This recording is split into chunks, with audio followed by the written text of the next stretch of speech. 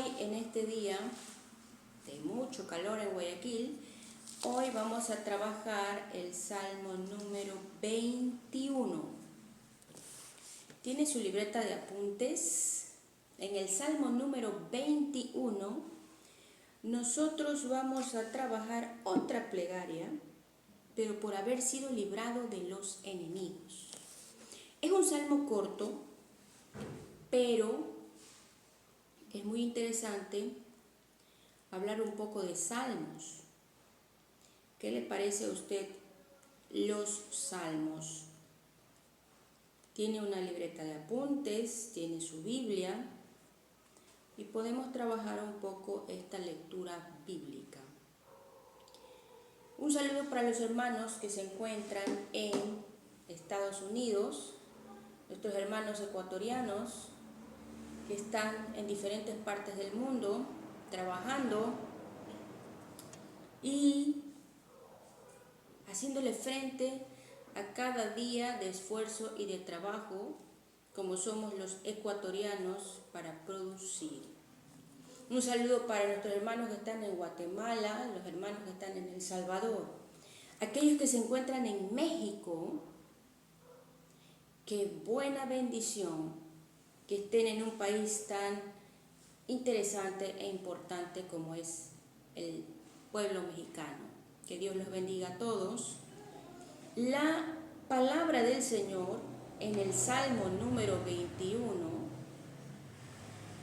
la palabra del Señor en el Salmo número 21 tiene cosas puntuales, las cuales ya nosotros vemos en la primera línea del título, una plegaria. ¿Usted sabe lo que es una plegaria? Cuando hablamos de un rezo, una oración, ¿verdad? Pero aquí dice una alabanza de haber sido librado del enemigo. Entonces, las plegarias son alabanzas. Dice la palabra de Dios que la alabanza es un sacrificio. Lo compara con un holocausto, la alabanza. En el tiempo del Señor Jesucristo, el asunto de los sacrificios eran directamente para que Dios perdonara los pecados, ¿verdad? Iban al sacerdote con 2 tórtolas, ¿verdad? Y le entregaban para que Dios perdonara los pecados. Por si acaso hubiese pecado, iba el padre de familia, ¿verdad? Por si acaso hubiese pecado alguien de su hogar, iba el esposo y la esposa, ¿verdad? O iba y entregaban un pequeño corderito impecable para estos sacrificios. La idea de sacrificio en la Biblia es para el perdón de pecados. Y aquí habla de una alabanza, ¿verdad? Para darle gratitud al Señor de haber sido librado de los enemigos. Entonces, la pregunta sería, ¿la alabanza es una plegaria? ¿Es considerada una plegaria, una oración? Claro que sí. Cuando estamos en adoración, nosotros trabajamos diferentes tipos de actividades para Dios en situaciones para Dios. Aquí está hablando de una cuestión de seguridad, en donde ya el Señor estuvo no solamente con su presencia, sino que también le dio seguridad al pueblo de haber sido libre de sus enemigos. Ahora, ya sabemos el concepto de la palabra enemigo, ¿verdad? Y aquí el Salmo habla de los enemigos. Qué interesante. Aquí en el mundo hay una expresión, ¿verdad?, con respecto a los enemigos. ¿Usted cree que cuando se libra de los enemigos es de acuerdo solamente a su fuerza o Dios contribuye también con nosotros para hacer, ¿verdad?, una situación de cobertura del reino de los cielos. ¿Es solamente nuestra fuerza o es Dios quien nos concede estas situaciones? En el mundo ateo, nosotros tenemos en el mundo ateo esa concepción, ¿verdad? Mis logros, mi fuerza, mi conducta, mi participación, y de ahí no hay nadie, solo cuento conmigo. ¿No le parece eso muy parecido al mundo actual y a las sociedades que estamos viviendo? El individualismo tiene mucho de eso. Los que somos independientes o una persona adulta independiente, tiene mucho que ver con el concepto de las sociedades modernas. Yo y mi persona y mi logro. Entonces ahí es donde están las categorías, ¿no? Más tiene, más logró, menos tiene, menos logró. Fue librado, no fue librado, qué hizo para no ser librado y qué tuvo o qué no tuvo. La Biblia no menciona que no debemos de hacer nada, porque la Biblia tampoco solapa el asunto de la holgazanería, que eso sería otra cuestión. De no hacer absolutamente nada y esperar que Dios mande, ¿verdad?, todo un chubasco de bendiciones sin siquiera haber buscado su presencia y mucho menos haber reconocido su nombre. Eso ya es una cuestión diferente. La Biblia habla de una cuestión dual, ¿verdad?, de dos. De nosotros como hijos o como creación de Dios y Dios como Padre, que es el único creador de todo lo que existe, de todo lo que existió y todo lo que existirá. Comenzamos con una oración para seguir con este salmo, que es el Salmo número 21, que está escrito en nada más y nada menos que un libro que se llama Biblia.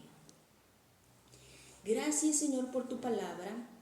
Gracias, Señor, porque tú nos das los secretos bien guardados de todos y cada uno de tus argumentos de tu reino, para que nosotros podamos vivir en paz en la tierra y en la plenitud de tus designios.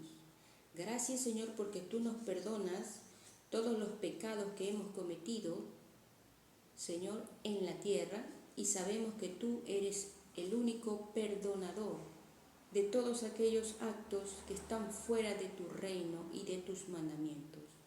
Te pedimos que tengas misericordia por cada uno de nosotros en este país, en el Ecuador. Gracias, Señor, porque sabemos que con tu mano bendita tú sabrás reconocer y sabrás tener misericordia eterna, como dice tu palabra en el Salmo 108, versículo 1, ¿verdad?, que dice: más grande que los cielos es tu misericordia y hasta los cielos es tu verdad. Gracias, Señor, porque creemos en tu palabra, en el nombre bendito por sobre todo nombre, en el nombre del Señor Jesús de Nazaret. Amén y amén. Nosotros seguimos con el versículo número 1. El versículo 1 de este salmo, del salmo número 21, en el versículo número 2, usted puede ver una cuestión diferente.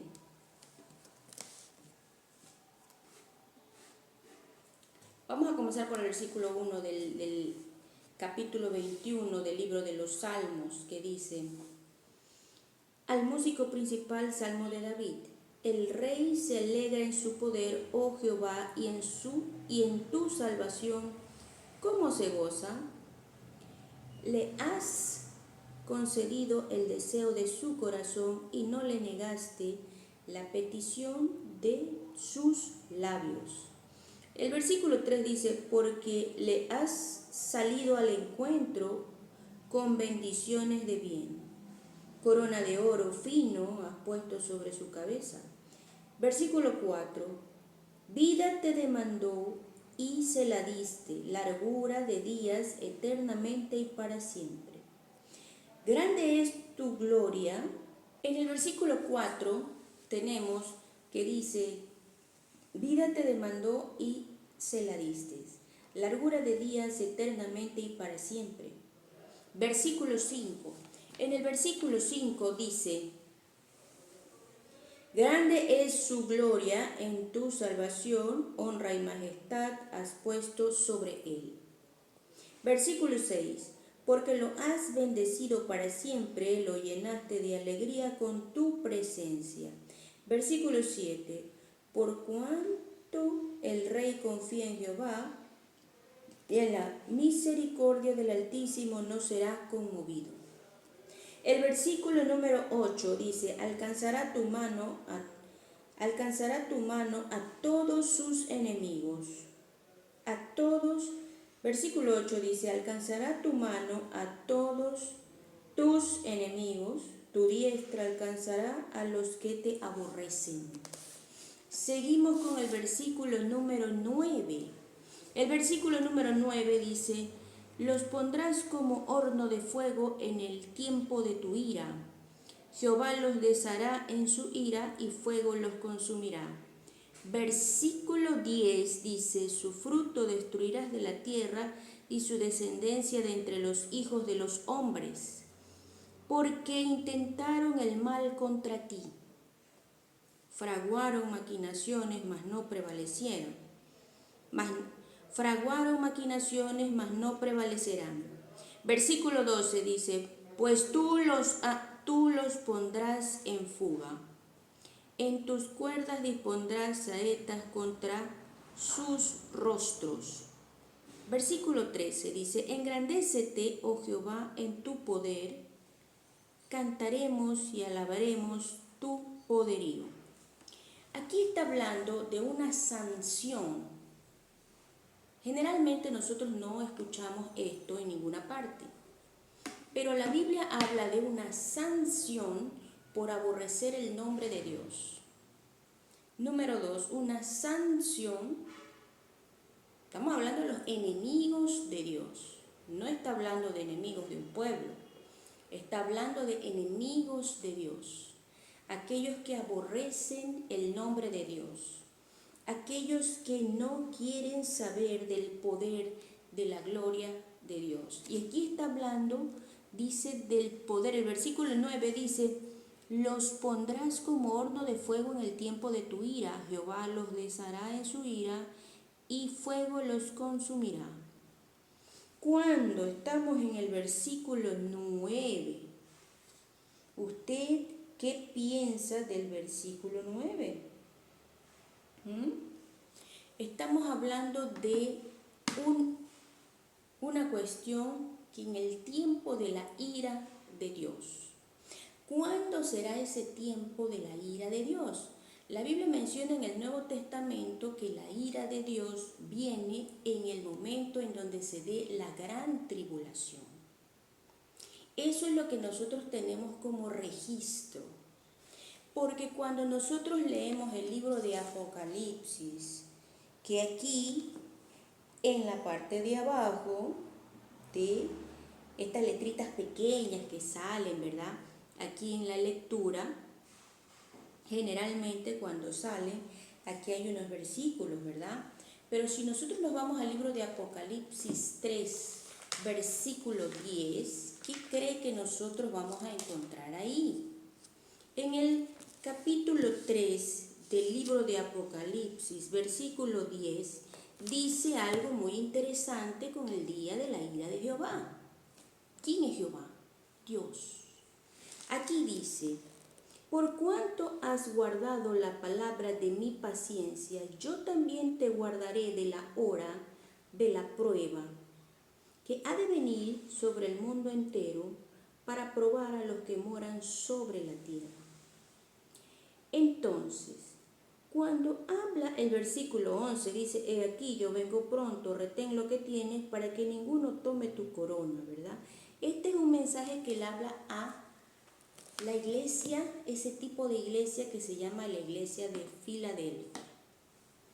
Entonces, cuando nosotros leemos los salmos, ¿cómo es posible que el Señor haya tocado al rey David cuántos años antes para poder hablar esto y que luego lo vemos en el libro de Apocalipsis cuando habla del día de la ira de Jehová y lo vemos en el libro de Joel, el día de la venganza de la ira de Jehová de los ejércitos.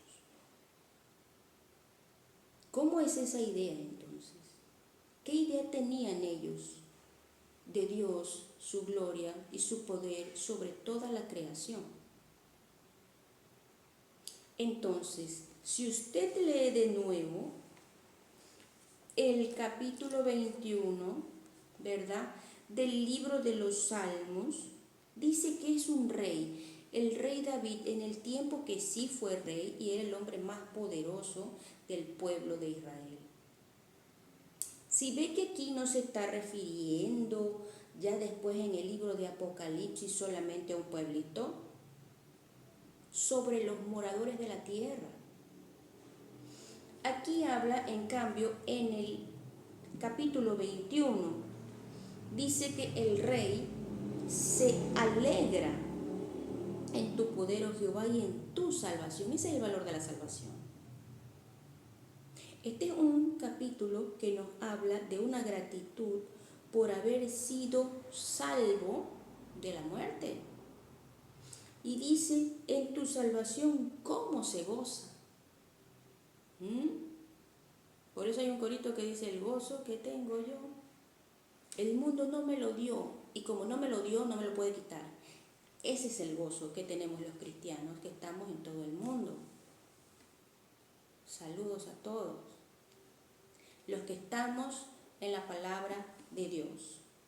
Si nosotros tenemos un acercamiento a la palabra de Dios, no habrá prueba ni tribulación que pueda contra la iglesia, que es el cuerpo de Cristo. No importa la denominación, tenemos la misma Biblia. Entonces aquí dice, vida te demandó y se la diste. Él pidió por su vida en el versículo 4. Larguras de días eternamente y para siempre. El versículo 5 dice, grande es su gloria en tu salvación, honra y majestad has puesto sobre él. Quiere decir que es una persona que no solamente se contenta por el lugar y el estatus que llegó sobre su pueblo, sino que se goza porque Dios le dio, aparte de eso, le dio vida. ¿Cuál es la característica que tenía este rey? Era un adorador. Era un adorador constante de Dios. A pesar de todo lo que haya hecho, cuando comenzaba la adoración con él, no había quien lo detenga. Si tenía que adorar y postrarse a Dios delante de todo el pueblo, en las calles, con o sin el pueblo, lo iba a hacer en nombre de Jehová de los ejércitos. No había ningún solo impedimento para que él adorase a Dios. Esa era la característica de este rey. Y cuando Dios le hablaba, en su presencia le decía, David, mi siervo. Es muy interesante leer la vida de este rey y luego leer la vida de los hijos de este rey. Por eso cuando termina este salmo y dice, engrandécete, oh Jehová, en tu poder, cantaremos y alabaremos tu poderío.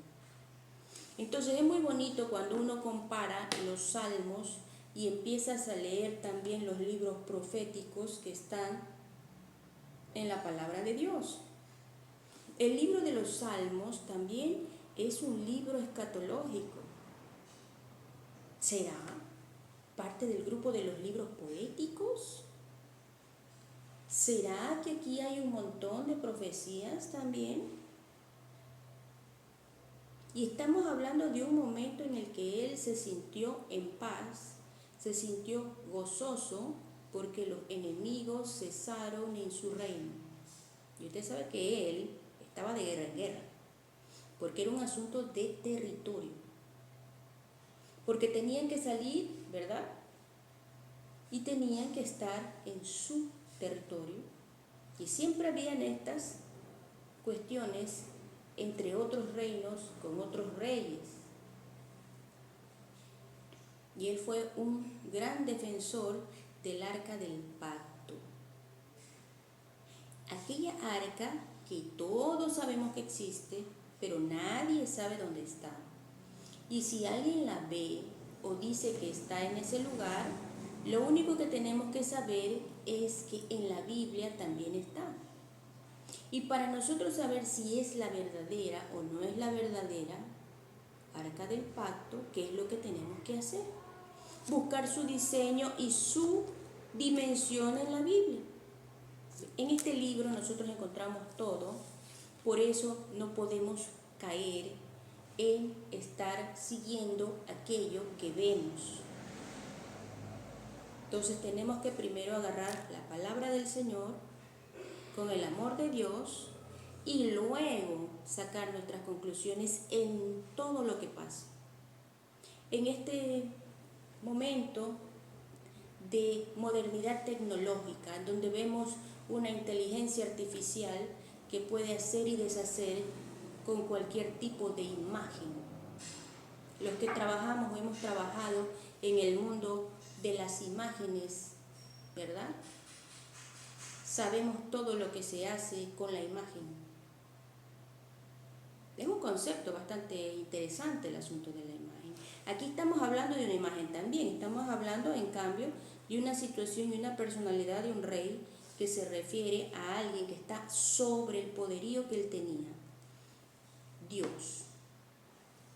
Entonces está como creyente en Dios, está como un siervo de Dios y está como un hijo de Dios, porque se goza de que tiene en ese momento, tuvo la misericordia de Dios sobre él y sabe la consecuencia de no estar con Dios, de no estar sobre la cobertura o poderío del Señor. Entonces eso nos recuerda un poco, ¿no? Y aún así fue atacado miles de veces. Unas veces estuvo, otras veces no estuvo con Dios. Entonces lo que vemos aquí es un hombre que reconoce el poderío de Dios. Pero sabemos que este salmo es interesante porque dice en el último versículo: engrandécete, oh Jehová, en tu poder y cantaremos y alabaremos tu poderío. Siempre al final el pueblo sale y canta la honra y la gloria de Dios. Cuando nosotros vemos también otra vez en el libro de Apocalipsis, que es el libro más interesante con respecto a estas situaciones de consecuencia, de adoración a Dios y de estar en la presencia de Dios, ahí habla que había una gran multitud de personas que están vestidos de blanco. ¿Y qué cree que hacen? Adoran al Señor. Son los que salieron, y le pregunté, ¿y quiénes son estos? Los que salieron de la gran tribulación. Así que mucho ojo con esto. Si usted piensa que va a estar dentro del grupo de Dios y va a llegar con el Señor en la fe, o va a quedarse aquí, porque hay personas que dicen, no, yo me quedo para la segunda llamada. Tenga en cuenta que los que se quedan en la tierra tienen que pasar la ira de Jehová de los ejércitos con todos los demás. Y habrán líderes y todo lo demás que dice la Biblia que va a quedar en la tierra. Entonces es un salmo muy poderoso, el salmo número 21. Luego veremos el salmo número 22 a ver qué dice. Ya sabemos que tenemos un Dios todopoderoso y no importa la situación, el Señor está con cada uno de nosotros. Terminamos con una oración. Gracias, Señor, por tu palabra. Gracias, Señor, por todas y cada una de tus bendiciones, que sabemos que tú suplirás a cada uno de acuerdo a tu misericordia. Todo ataque del diablo será eliminado, será quitado y será desarraigado de nuestra vida. Seas tú quitando todo obstáculo que no ha dejado que nosotros sigamos con nuestras actividades normales, que tú sabes cuáles son. Gracias, Señor, porque tú estás sobre cada una de nuestras situaciones para que nosotros podamos seguir viviendo en la tierra. Te damos las gracias en el nombre bendito por sobre todo nombre. Amén y amén. En el nombre del Señor Jesucristo. Tenga un bonito día y que el Señor bendiga su negocio y siga bendecido y prosperado por el nombre del Señor Jesús. Shalom.